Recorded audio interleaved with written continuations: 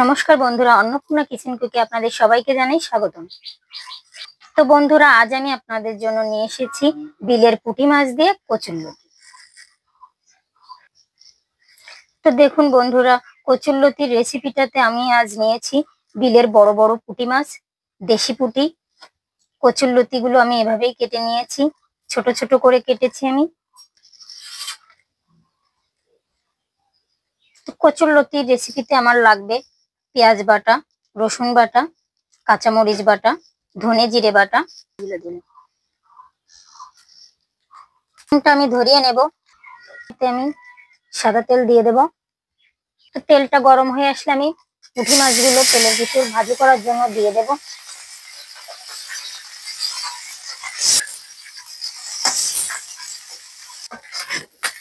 মাছগুলো ভাজি করা হয়ে গেছে, আমি এখন নামিয়ে নেব।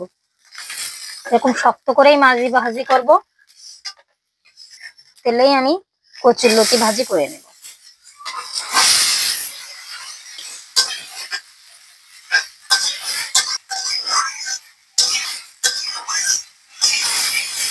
কচুরলতিটা ভাজি করতে করতে কচুরলতিতে যে নালা নালা ভাবটা থাকে সেটা আমি শুকিয়ে নেব। নিয়ে আমি যখন শুকিয়ে যাবে তখন এটা নামিয়ে নেব। তো কচুরলতিটা আমি নামিয়ে নেব। এখন কড়াইতে আমি তেল দিয়ে দেব, সাদা তেল। একটা তেজপাতা ছিঁড়ে এবং একটা শুকনো মরিচ ছিঁড়ে দিয়ে দেব। অল্প কয়েকটা গোটা জিরে দিয়ে দেব ফোড়নে।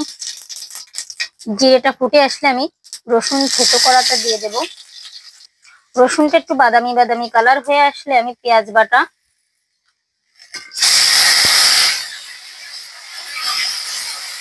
সাথে কাঁচামরিচ বাটা,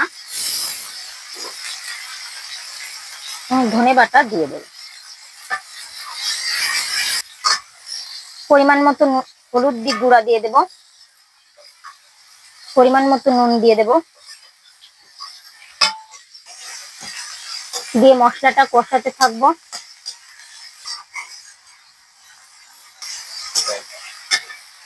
মশলাটা এরকম কষানো হয়ে আসলে আমি কচুরলতিটা দিয়ে দেব।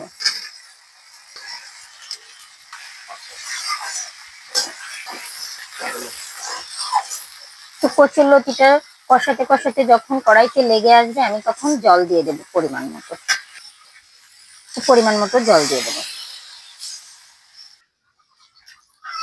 এখন বন্ধুরা, লেগে থাকা মশলাগুলো আমি এরকম ভাবে উঠিয়ে নেব। জলটা এই প্রকারে যখন ফুটে আসবে তখন আমি বেটে রাখা রসুন আবারও একটু দিয়ে দেব। সঙ্গে আমি পুঁটি মাছও দিয়ে দেব। এখন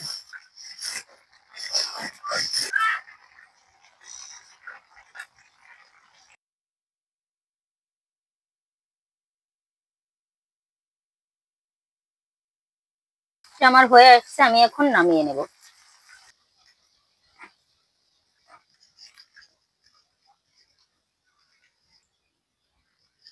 তো বন্ধুরা, বিলের পুঁটি মাছ দিয়ে কচুরলতির রেসিপিটা আপনাদের কেমন লেগেছে? ভালো লাগলে চ্যানেলটি সাবস্ক্রাইব, কমেন্ট ও শেয়ার করবেন।